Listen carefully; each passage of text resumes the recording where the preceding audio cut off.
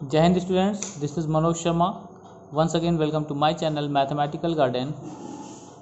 आज हम class 12th के थर्ड चैप्टर जो कि मैट्रिक्स है उसका नेक्स्ट पार्ट देखेंगे, पार्ट नंबर 4। और आज हमको पढ़ना है एलिमेंट्री ऑपरेशन, जिसको हम ट्रांसफॉर्मेशन भी कहते हैं। Transformation of what? Matrix. So elementary operation of matrix और ट्रांसफॉर्मेशन ऑफ मैट्रिक्स, जो भी आप कहिए, जिस भी नाम से आप इसको जानते हो। क्या क्या है? वैसे तो ऑपरेशन है 6, 3 कॉलम पर हैं और 3 रोज पर। ठीक है, क्या होते हैं वो ऑपरेशन? देखिए, the interchange of any 2 rows and 2 columns. हम मैट्रिक्स में किसी 2 रो को इंटरचेंज कर सकते हैं, या कॉलम वाइज बात करें तो किसी 2 कॉलम को इंटरचेंज कर सकते हैं। और हम उसको सिंबलाइज कैसे करते हैं? Like this, both side headed arrow हमारे पास होती है are I, both side implies R J. It means are आई को आर जे बनाना है, कि पोजीशन पे रखना है, यानी कि रो आई को, जो भी हमारा आई है यानी कि 1 2, रो 1 को रो 2 पर ले आना है और रो 2 को रो 1 पर लाना है। या फिर कॉलम में बात करें तो C I and C J, both side implies. It means what, कि हम कॉलम फर्स्ट सपोज करें, कॉलम फर्स्ट को सेकंड पे रखना है और सेकंड को फर्स्ट पे रख रहे हैं, तो ये हो गया इंटरचेंजिंग, क्रॉस कर देना है ना, एक दूसरे को इंटरचेंज कर देना। एग्जाम्पल में अगर हम बात करें तो एग्जाम्पल क्या है हमारे पास? फॉर एग्जाम्पल, इफ 1 2 1 -1 3√3 1 5 6 एंड 7, ये हमारे पास एक मैट्रिक्स है 3x3 का।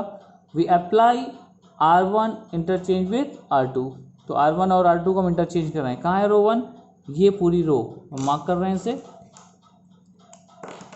ये पूरी रो दिख रहा है जिसको हमने कट किया। इस रो को R1 को R2 के साथ इंटरचेंज कर देते हैं। सो अब देखिए क्या मिलेगा रिजल्ट। जो हमारे रो 2 थी वो हमने ऊपर लिख दिया R1 की पोजीशन पर, और जो R1 था उसे हमने नीचे लिख दिया। इस तरह से हम ट्रांसपोजिशन कर सकते हैं, या ट्रांसफॉर्मेशन कह सकते हैं, ट्रांसपोजिशन नहीं। ये कहाँ यूज़ होंगे? जब हम इन्वर्स फाइंड आउट करते हैं बाय एलिमेंट्री ऑपरेशंस, वहाँ पर वही ये इजली हम यूज़ कर सकते हैं। अभी जब हम इन्वर्स पढ़ेंगे तो ये और क्लियर होगा। नेक्स्ट आते हैं, the multiplication of the elements of any row और column by non zero number, that is R I goes to K R I. यहाँ पर सिंगल हेडेड एरो होगा, देखो कैसे बन रहा है।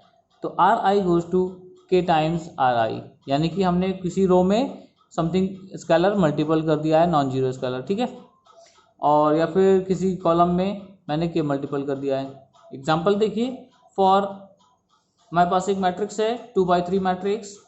1 2 1 -√3 1 3। हमने ऑपरेशन क्या लिया यहाँ पर? C3 गोज टू 1/7 C3, यानी 1/7 को मैंने मल्टीप्लाई कर दिया C3 में। हमको क्या मिलेगा? बाकी कॉलम वैसे ही हैं, कॉलम नंबर 1 देखिए, कॉलम वाइज हम कर रहे हैं इसलिए कॉलम वाइज देख रहे हैं, column 1 column 2।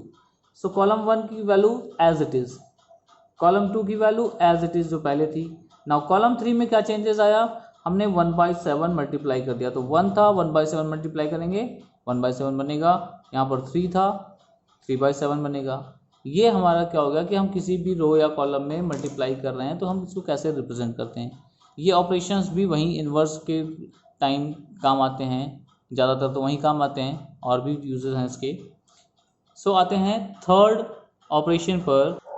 Now third operation is the addition to the element of any row और column the corresponding to the corresponding elements of any other row or column multiplied by any non-zero number। It means किसी रो को हम दूसरे रो से add कर रहे हैं जो कि पहले से किसी स्केलर से मल्टीप्लाइड है, या किसी कॉलम को दूसरे कॉलम से ऐड कर रहे हैं जो कि पहले से ही किसी स्केलर से मल्टीप्लाइड है। Like R I goes to R I plus K times R J, C I goes to C I plus K times C J. Example के थ्रू समझिए, यहाँ पर हमने एक मैट्रिक्स लिया 2x2 का 1 2 2 -1, ठीक है, 2x2 मैट्रिक्स है हमारे पास। R2 goes to R2 -2r1। रो 2 कहाँ है, सबसे ज़रूरी बात है ये इंडिकेट कर लेना कि रो 2 कहाँ है। सो दिस इज रो 2। r1 तो एज इट इज़ रहेगा क्योंकि r1 को हमें कुछ नहीं करना है, r1 कहीं नहीं जा रहा है, r2 ही जा रहा है। सो r1 मैंने एज इट इज़ लिख दिया। नाउ r2 की बारी, तो r2 माइनस 2 टाइम्स r1। सो 2 टाइम्स r1 अगर हम करें तो यहाँ क्या बनेगा, अब देखें यहाँ पर क्या होना चाहिए पहली वैल्यू में, 2 टाइम्स r1 मतलब 2 हो जाएगा, 2 टू द 4 यहाँ हो जाएगा, ठीक है, पहली रो ऐसी हो जाएगी। सो ये 2 टाइम्स r1 हमने कर दिया। अब r2 minus 2 times r1, r2 कितना है 2, उसमें से हमने r1 की वैल्यू माइनस करी, तो 2 minus 2 is 0। Again -1 times -2r1 यानी कि -4, -1 टाइम्स -4 इज -5। आई होप कि आपको ये बात समझ में आई होगी। अभी हम transposition of matrix, sorry inverse of matrix पढ़ेंगे। सो हम वहाँ पर देखेंगे कि क्या हो रहा है। Next topic is invertible matrix. Invertible वही इनवर्स, क्या होता है इन्वर्टिबल मैट्रिक्स, बात करते हैं। If A is a square matrix of order M, suppose करिए हमारे पास कोई मैट्रिक्स ए है और वो किस ऑर्डर का है, एम ऑर्डर का है। And if there exist another square matrix B of the same order M, यहाँ पर एक स्क्वायर मैट्रिक्स है हमारे पास ए और दूसरा स्क्वायर मैट्रिक्स है B of the same order as M, such that, अगर ऐसा होता है a इंटू बी बराबर है b इंटू ए के, जो कि इक्वल है किसके, आइडेंटिटी मैट्रिक्स, यानी कि 1 वाला जो था डायगोनल पे 1 वैल्यू है ना, then b is called the inverse of matrix of a and it is denoted by a inverse, clear. यानी कि अगर हमारे पास कोई एक मैट्रिक्स है of order M, square matrix होना यहाँ पर कंपलसरी है, ध्यान रखिएगा। इन्वर्टिबल अगर करना है तो वहाँ पर वो मैट्रिक्स अगर स्क्वायर नहीं है तो उसका इन्वर्स नहीं आएगा, ठीक है। सो एक हमारे पास यहाँ पर स्क्वायर मैट्रिक्स है 2x2 का 2 3 1 2, और दूसरा मैट्रिक्स है यहाँ पर हमारे पास 2 -3 एंड -1 2।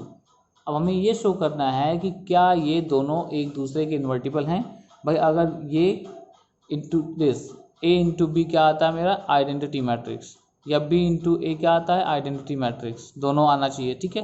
तो दोनों अगर आइडेंटिटी मैट्रिक्स आ रहे हैं तो इन्वर्टिबल है, बस अभी ये और ये दोनों एक दूसरे के इन्वर्स हैं। अभी हम इन्वर्स निकाल नहीं रहे, इन्वर्स पहले से है, बस हमें ये चेक करना है कि क्या वो है या नहीं है अभी। So let's find out A B. 2 3 1 2 and 2 -3 -1 2, 2 2 the 4 plus -3, 2 3 the 6 -6 plus 3 2 the 6, ठीक है। Next 2 1 the 2 -2 and 2 3 the 1 3 the 3 यानी -3, 2 2 the 4। फाइनली हम क्या देख रहे हैं, 4 -3 is 1, 6 -6 is 0, 2 -2 is 0 and 4 -3 is 1। So यहाँ पर हमारा a into B identity matrix तो आ गया, देख रहे हैं। अगर b इंटू ए भी आएगा तो हाँ ये इन्वर्टिबल है या ये एक दूसरे के इन्वर्स हैं, ठीक है। अब हम चेक करते हैं b इंटू ए,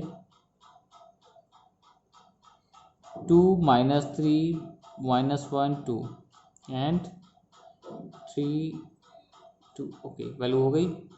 2 2 ज़ा 4,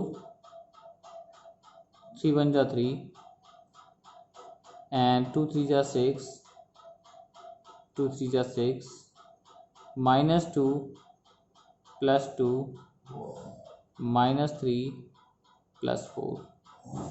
फाइनल रिजल्ट 1 0, ये -2 है, ठीक है, ध्यान रखिएगा। सो 0 एंड 1, हमको क्या मिला ये कि बी ए भी हमारा क्या है, identity matrix. So A B and B A both are identity matrix आ रहे हैं। So this both are inverse of each other, है ना। ये ए क्या है, बी का इनवर्स है और बी क्या है, ए का इनवर्स है। यानी बी को हम ये लिख सकते हैं this is A inverse. Inverse हम ऐसे ही शो करते हैं, denoted by A minus one, A to the power minus one, इस तरह से हम इनवर्स शो करते हैं किसी का। सो बी को हम कह सकते हैं ए इनवर्स है। क्लियर? इनवर्स मैट्रिक्स पर हम बहुत सारे क्वेश्चंस सॉल्व करेंगे आगे। अब आता है theorem number third, uniqueness of inverse.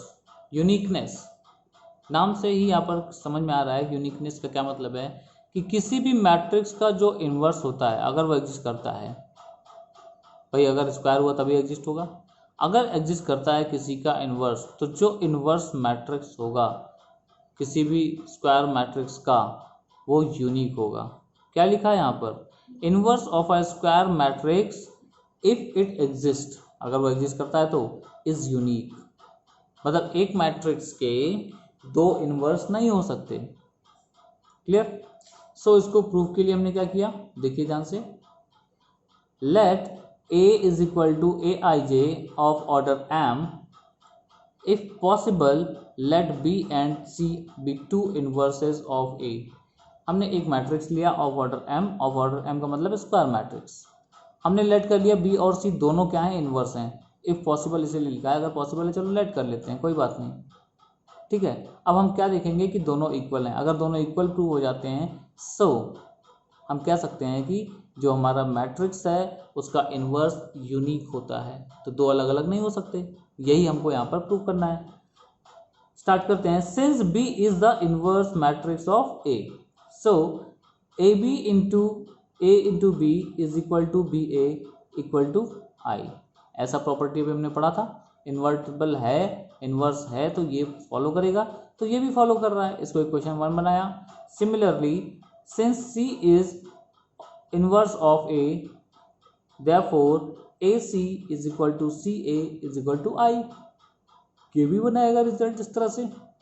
Now B को लेकर चलते हैं। B is equal to BI, यानी B में अगर मैं BI लिखूं B को तो कोई चेंजेस नहीं है, यानी कि आइडेंटिटी मैट्रिक्स से अगर हम किसी को मल्टीप्लाई करते हैं तो कोई चेंज नहीं आता।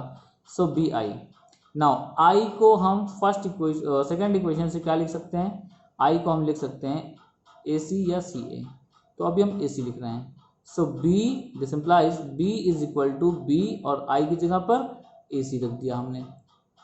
नाउ इसे हम सॉल्व करेंगे तो क्या आएगा, B is equal to B time BA into C। हम कर सकते हैं, मल्टीपल ही है ना, ऑर्डर नहीं चेंज करेंगे बस। ठीक है, ऐसा नहीं कर सकते कि A इंटू बी और उसके बाद C लिखें, ऐसा नहीं। B इंटू ए है तो B इंटू ए ही होगा। सो B इंटू ए क्या है, आप इसमें देखिए फर्स्ट इक्वेशन में। So B into A is I, replace किया I से। नाउ I इंटू C अगर होगा तो क्या बनेगा, C। It means B and C both are equal. So किसी भी मैट्रिक्स का जो इन्वर्स होता है वो यूनिक होता है, दो अलग अलग इन्वर्सेस नहीं होते हैं। ठीक है, कभी आप इन्वर्स निकाल रहे हैं किसी मैट्रिक्स का, तो सपोज कीजिए क्लास में बहुत सारे बच्चे हैं और सभी ने इन्वर्स निकाला, तो ऐसा नहीं होगा कि सबका अलग अलग आया, किसी एक का अलग आ रहा है बाकी सबका सेम आ रहा है। सबका सेम रिजल्ट आएगा, क्योंकि जो भी इन्वर्स होगा किसी मैट्रिक्स का वो एक ही होगा, यूनिक होगा। Clear? Now theorem 4, if A and B are invertible matrices of the same order, अगर हम मान लेते हैं A और B इन्वर्टिबल मैट्रिक्स हैं of same order, then A into B, ऐसा नहीं कह रहे हैं एक दूसरे के इन्वर्स हैं, ये कह रहे हैं कि ये दोनों इन्वर्टिबल हैं बस। ठीक है, इन्वर्ट हो सकते हैं। So A into B whole inverse is equal to B inverse into A inverse. ये हमारा आइडेंटिटी है कि अगर दो मैट्रिक्स अलग अलग हैं और दोनों इन्वर्टिबल हैं, एक दूसरे के इन्वर्स नहीं कह रहा हूँ, फिर से ध्यान से समझेंगे, इन्वर्टिबल है मतलब इन्वर्स उनका पॉसिबल है। सो A इंटू बी का whole inverse is equal to B inverse into A inverse. Clear? Now proof, इसका प्रूफ क्या है, बाय इन्वर्स थ्योरम, जो भी हमने पढ़ा था। इन्वर्स थ्योरम क्या कहता है कि किसी भी मैट्रिक्स का उसके इन्वर्स के साथ मल्टीप्लिकेशन कैसा होगा, आइडेंटिटी। सो ए बी अगर हमने एक मैट्रिक्स लिया है तो उसका इन्वर्स लेंगे, आइडेंटिटी आएगा। Now multiplying both side by A inverse, सभी दोनों साइड में मैंने ए इन्वर्स से मल्टीप्लाई कर दिया। ए इन्वर्स के साथ ए को यहाँ पर ब्रेक कर लिया, यहाँ पर आइडेंटिटी के साथ मैट्रिक्स ए इन्वर्स सॉल्व होकर ए इन्वर्स आया, ए इन्वर्स एंड ए का मल्टीप्लिकेशन आइडेंटिटी आई बी के साथ मल्टीप्लाई होगा। नाउ ए बी का होल इन्वर्स यहाँ पर आया A inverse. Now identity into B is what, B A B का whole inverse is equal to A inverse. Now multiplying both side B inverse, ठीक है, इस बार हम क्या कर रहे हैं, बी इन्वर्स मल्टीप्लाई कर रहे हैं दोनों side. So B inverse B into A B whole inverse is equal to B inverse A inverse. Now B inverse B किसी मैट्रिक्स का उसके इन्वर्स के साथ multiplication identity into A B का whole inverse is equal to what, B inverse A inverse. Now identity किसी के साथ multiply करेंगे तो वो अपनी आइडेंटिटी नहीं खोता जो भी मैट्रिक्स होगा। सो मैट्रिक्स इज सेम, ठीक है, मल्टीप्लाई के बाद। So A B inverse is equal to A B inverse into A inverse, ये प्रॉपर्टी हमारी, इसको हमें याद रखना है। A inverse into B inverse नहीं कर सकते, B inverse into A inverse ही करना पड़ेगा। आप ध्यान रखें यहाँ पर जो भी हमने यहाँ पर लिखा है किसी का ऑर्डर नहीं चेंज किया। यहाँ ऑर्डर मतलब ये होता है कि आप बी को यहाँ पर आपने लिया इस तरह से ए इंटू बी, और जब बी आपने सेपरेट किया इसके साथ ए इन्वर्स के साथ, सो आप ए इंटू ए इन्वर्स नहीं ले सकते। आपको क्या लिखना है, ए इन्वर्स इंटू ए, क्योंकि वो बाद में कभी प्रॉब्लम करेगा आपको, तो आप कहोगे कि सर कैसे हुआ, ठीक है। आप ऑर्डर मत चेंज करिए, बिना ऑर्डर चेंज किए करिए, कभी गलत नहीं होगा, करेक्ट। सो ये आज का टॉपिक था। यहाँ पर एक रिलेटेड टॉपिक और है जो कि इसी से रिलेटेड है, इसीलिए मैं ये लास्ट बोल रहा हूँ।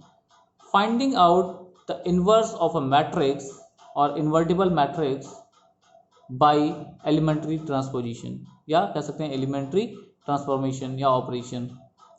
सो एक क्वेश्चन लेकर हम ये देखते हैं कि किसी मैट्रिक्स का इन्वर्स हम कैसे फाइंड आउट करते हैं by elementary transformation. So question लेते हैं और करते हैं। यहाँ पर हमने एक छोटा सा क्वेश्चन लिया है, एक मैट्रिक्स लिया हुआ है 2x2 का 1 2 2 -1, और हमको इसका इन्वर्स फाइंड आउट करना है। सो स्क्वायर मैट्रिक्स होना जरूरी है, इसलिए यहाँ पर जो ऑर्डर है वो क्या है 2x2। ये आप ध्यान रखें, 3x3 4x4 5x5 कुछ भी हो सकता है, पर अगर इन्वर्स निकालना है, इन्वर्स तभी पॉसिबल होगा जब वो स्क्वायर मैट्रिक्स होगा। सो स्क्वायर मैट्रिक्स हमने यहाँ पर एग्जाम्पल में लिया है। तो इसको करने से पहले हम क्या लिखते हैं, A is equal to I times A, correct. Now अब आपको क्या करना है, ए की वैल्यू यहाँ से पुट कर देनी है। इस ए को आपको कुछ नहीं करना है, आपको ऐसे ही रखना है, ये तो सेम थिंग है इसलिए मैंने लिख दिया। और आइडेंटिटी मैट्रिक्स की जो वैल्यूज होती हैं उनको लिख देना है like this 1 2 and 2 -1। Identity matrix का वैल्यू क्या होती है 1 0 0 1 ऑफ ऑर्डर 2, ठीक है। नाउ अब एलिमेंट्री ट्रांसपोजिशन करना है और साथ साथ मुझे ये निकालना है ए इनवर्स। तो हमारा मेन मोटो आप यहाँ पर समझिए कि क्या है, हमको ये जो ए था यहाँ पर हमने वैल्यूज रखी हैं, जैसे भी करके अपने एलिमेंट्री ट्रांसपोजिशन के थ्रू इसको आइडेंटिटी बनाना है। जो एलिमेंट्री ट्रांसपोजिशन या एलिमेंट्री ट्रांसफॉर्मेशन यहाँ पर हम करेंगे, एलिमेंट्री ऑपरेशन यहाँ पर करेंगे, वो ही यहाँ पर भी करना पड़ेगा। अब स्टेप बाय स्टेप आप देखते जाइए क्या कर रहे हैं हम। हमने सपोज कि करिए क्या करा, R2 goes R2 minus 2R1। क्यों किया, क्योंकि मुझे इसको बनाना है क्या, identity. So R2, where is R2, this. अगर R2 को मैं माइनस कर देता हूँ 2R1 है ना, R2 में से 2R1 माइनस कर देता हूँ तो 2 टाइम्स R1 यानी कि 1 इंटू 2, 2 और 2 जब माइनस होंगे तो यहाँ 0 आ जाएगा।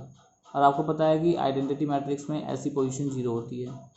सो पहला काम तो यही होगा, और बाकी जो डायगोनल पोजीशन है उनको 1 बनाना है। ये माइंड में सेट करते हुए आपको ट्रांसफॉर्मेशन स्टेप्स यानी कि ऑपरेशंस अपने मन से लिखना पड़ेगा।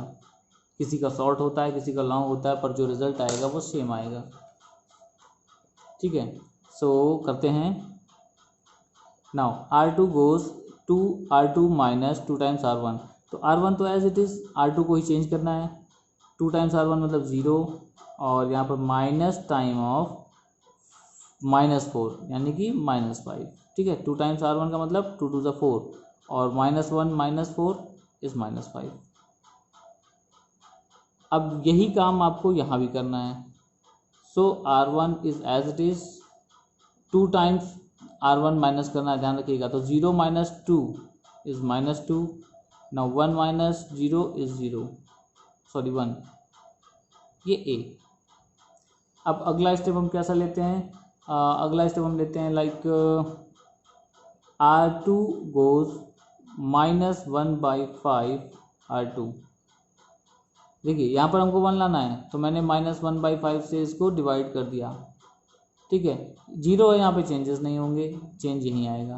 तो ट्रांसफॉर्मेशन भी इस तरह से करना है कि जो वैल्यूज़ मैंने बना ली हैं, जो जैसा लाना था यानी 0, वो चेंज ना होने पाए, है ना। तो ये चेंज हो जाएगा, ये चेंज नहीं होगा। ऐसे ट्रांसफॉर्मेशन यूज़ करने हैं। सो 1 2 नाउ R2 की बात हो रही है। R2 goes -1/5 of R2।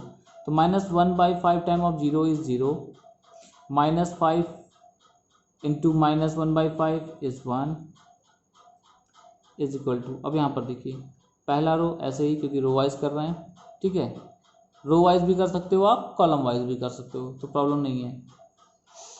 So -2 times -1/5 is 2/5, -1 times -1/5 is -1/5, correct.